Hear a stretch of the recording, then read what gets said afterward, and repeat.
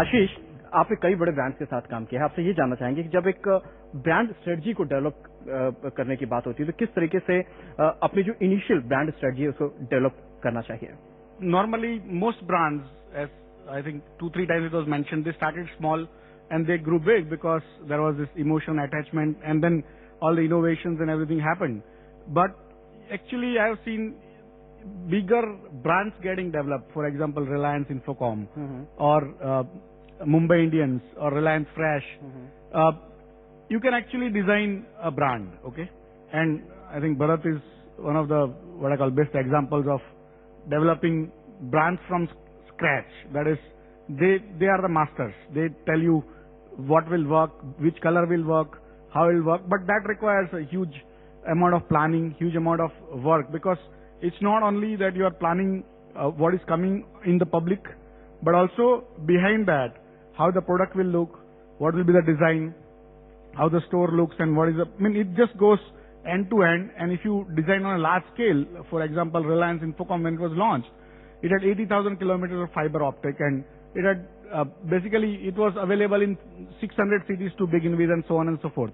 How do you design that kind of brand? And you basically take what I call the help of the masters, go through everything, and still you have to be ready to iterate. The biggest issue is that there is no fixed plan. Okay, you plan that and then be humble to iterate. Go back to the market, take your feedback, change your product, change your strategy, change your sort of tweak your brands to fit what is possible. And in the small brands which became big, like NSE, when NSE was to start, nobody knew, and it was supposed to be a government exchange, and it was not supposed to work because it was being set up by bureaucrats. And it was really, really tough going to the markets. I can see a lot of my brokers sitting here those days, and they would say, "Boss, what do you know about stock market? We know much more because we have been there for 4 generations and 5 generations." Okay.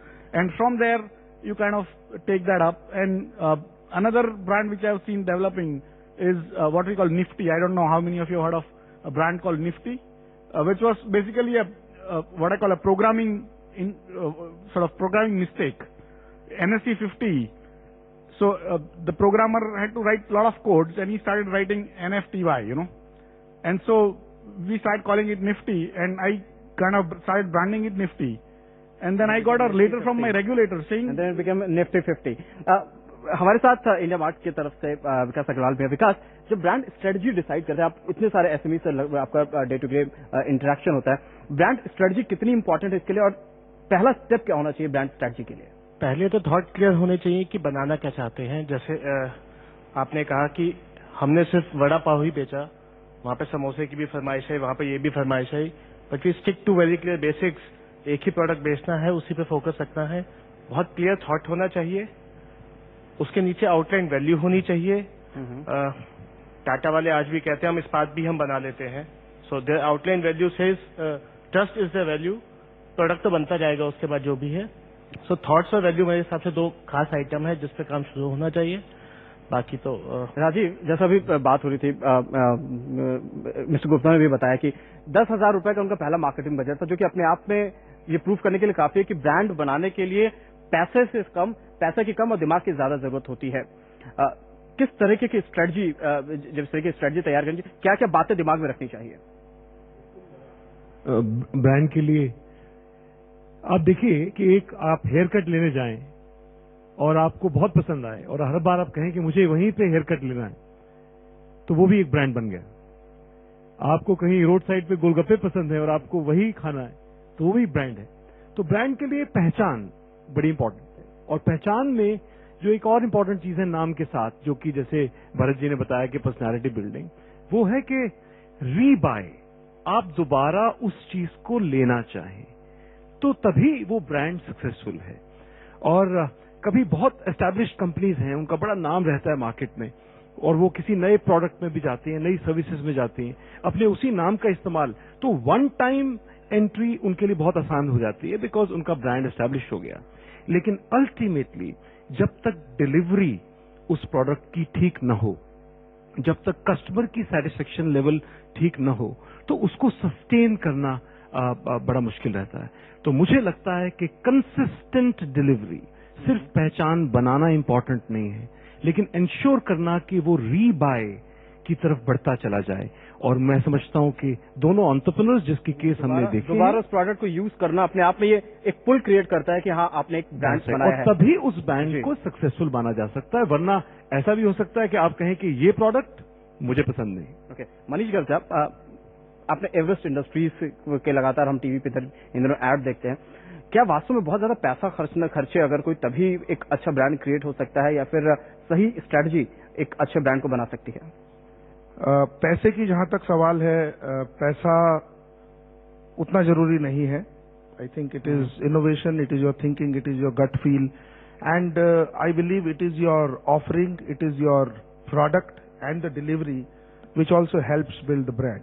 So how we did it was that we started to understand the gaps. There was a product available and we had to compete in this particular category with the likes of Tatas and people like that who were very much established. So we tried to understand what were the gaps, and one of the thing, and that lady also said, one was there was nobody talking about promoting pre-engineered buildings as something which helps you build your business faster. That thing struck us, and we said when a businessman looks at making a building, he looks at buying cement and steel and contractor, and it's a painful process. Okay. So what can make him relax? And we said that if we can handle all that on his behalf, so we gave it a tagline of relax. We will handle your buildings. You keep doing what you are best at. And that really gave us a great head start.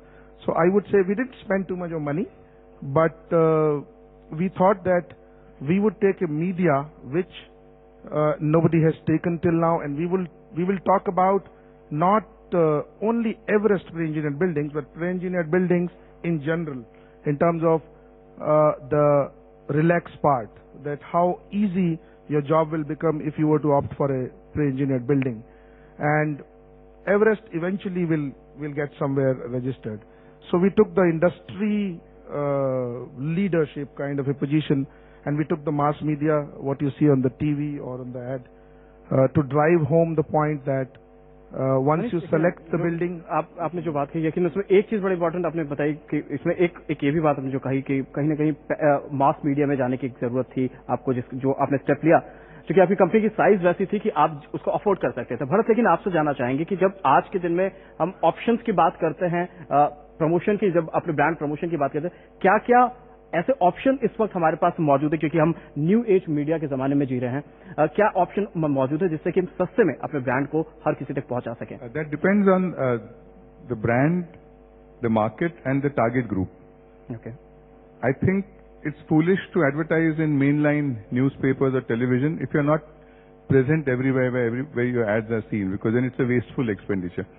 If you advertise in Times of India, which may have a huge circulation, but if you have 2 outlets, you're missing out on maybe 98% of the readers of Times of India. I think it is very important. There's no hard and fast rule or a simple answer to this question of where you should advertise and how you should advertise, because it depends on what your market is, what your competition is, and most importantly, who is your target group. If you're talking to young people and you feel that by going on the net, you can create demand for that product, you can do that. You can put a thing on YouTube and get a lot of response for that. But if you're trying to reach an older audience, you can't get it with going on the net. So it depends on what your market really is, where your target group is. And as he rightly said, the most important thing is to first study the market and find out, is there a felt need that I can satisfy? Just by saying that there's a huge market and saying that I'll come into this market does not work. You have to find out if there are 5 other products like this in the market, is there something that people are looking for that they're missing in these 5? Vikas, brand positioning वास्तव में अगर देखा जाए तो एक brand के लिए कितना इंपॉर्टेंट होता है और क्या इसके इंपॉर्टेंट फीचर? हर ब्रांड के लिए पोजीशन करना कितना इंपॉर्टेंट, मेरे ख्याल से हम लोगों में ये लोग ज्यादा बता पाएंगे। जो भी पीछे सवाल पूछा जाता है कैसे स्टार्ट कर रहे हैं, मैं अभी भी कहता हूँ सबसे सस्ता ऑप्शन है सबसे अच्छी सर्विसिंग, वर्ड ऑफ माउथ। उससे अच्छी ब्रांड पोजीशनिंग किसी चीज से नहीं हो सकती। प्रॉब्लम आएगी शायद जब बेंगलोर जाएंगे, बट अगर हम दिल्ली में बड़ा पाव खा चुके हैं, इनका जंबो किंग जानते हैं, तो आई थिंक ज्यादा आराम से हो जाएगा। उसके बाद के ऑप्शन है जहां पर जैसे इन्होंने कहा कि वेब पे आप जा सकते हैं, आप यूट्यूब पे जा सकते हैं, जो न्यू एज मीडियम है, that will still take time, maybe 5 years, maybe 10 years, I am not too sure Florista के अभी कितने ऑर्डर ऑनलाइन आने शुरू हुए आखिरी 2 साल में, 3 साल में, बट पहले 3 साल में जो इन्होंने 3 स्टॉल खोले होंगे, उनमें से जो भी एक कंप्लेंट आई होगी उसको फ्री बुके दिया होगा, वहां से एक्चुअल ब्रांड बिल्डिंग शुरू हुई। वो सबसे जरूरी तरीका है जिसका नाम है कस्टमर सेटिस्फेक्शन और वर्ड ऑफ माउथ। लक्ष्मण, आप कुछ ब्रांडिंग के ऊपर बताना चाहते थे? बहुत सारी चीजों तो डिस्कस हुई है। I mean generally brand building तो कोई भी स्टेज पे हो सकती है। It is not that when they become corporates only they should do it. SMEs के लिए सबसे ज्यादा ब्रांडिंग की जरूरत है कंपेयर टू कॉर्पोरेट्स। और ये ऐसे नहीं है कि मार्केट में आके लिस्टिंग होके बड़ी कंपनियों का तभी करने की जरूरत है। It can start at any stage. सबसे छोटी सी छोटी एंटरप्राइज स्टार्ट होती है, वो लेवल से भी एफर्ट स्टार्ट हो सकती है। ये जैसा some of the I mean panellist have told, conviction बहुत इंपॉर्टेंट बात है। And the person should have a guts, मतलब कि एक लीडरशिप क्रिएट करने में एक सेगमेंट में बिलीफ होनी चाहिए, they should stick to it. एक वैल्यू सिस्टम क्रिएट करनी चाहिए and value added this thing and customer satisfaction goes very long way. Should create a brand loyalty, pull rather than push factors, they should rather concentrate on pull factors, customer satisfaction. Chandrakant Salunke साहब, अभी पीछे कई शहरों में हम गए, लुधियाना में गए, आगरा में गए और दिल्ली जैसे शहरों में हम गए। वहां पर कई सारे मैन्युफैक्चरर्स, हमारी बात हुई, वो ऐसे मैन्युफैक्चरर्स है जो कि किसी न किसी बड़ी कंपनी के लिए, मसलन दिल्ली गए तो वहां पर वो मारुति के लिए पार्ट सप्लाई कर रहे हैं। जब हमने उनसे ब्रांडिंग की बात की तो जी हमें क्या जरूरत है ब्रांडिंग की, ब्रांडिंग की से हमें क्या लेना देना है। क्या आपको लगता है कि जो अगर आप एक फिनिश प्रोडक्ट, एक फाइनल प्रोडक्ट नहीं बना रहे हैं तो आपको ब्रांडिंग की जरूरत नहीं है, या फिर आपको जरूरत है? देखिए, ऐसा है कि manufacturers mostly branding and promotion के लिए फंड्स एलोकेट नहीं करते। जिसका टर्नओवर 10 करोड़ के ऊपर जाता है वो सोचना शुरू करता है, बट 10 करोड़ के नीचे जिनका बिजनेस होता है, टर्नओवर होता है, वो कोशिश नहीं करते। लेकिन मैं भारत दाभोलकर जी का सहयोग लेकर हम हमारे एसएमई चैम्बर के माध्यम से ब्रांडिंग एंड प्रमोशन की स्ट्रैटेजी बनाना शुरू कर दिया है। और उस माध्यम से मैं चाहता हूं कि देखिए, जब आप ब्रांडिंग की बात करते हो तो क्वालिटी की महत्वपूर्ण बात होती है। जैसे आज हमने जंबो किंग की बात की, फ्लोरिश की बात की, क्या उन्होंने अपने क्वालिटी पे ध्यान दिया है ब्रांडिंग करते समय? वो भी जो जरूरी है। क्या उन्होंने सड़े हुए बटाटे लगाए हैं क्या इसमें वड़ा में, या आपने सड़े हुए फूल लगाए क्या? नहीं, उन्होंने क्वालिटी पे ध्यान दिया है। इसके लिए आज की डेट में अगर देखा जाए कि कोई भी मैन्युफैक्चरर को, किसी भी कंपनी को, किसी भी कॉर्पोरेट को, किसी भी मल्टीनेशनल को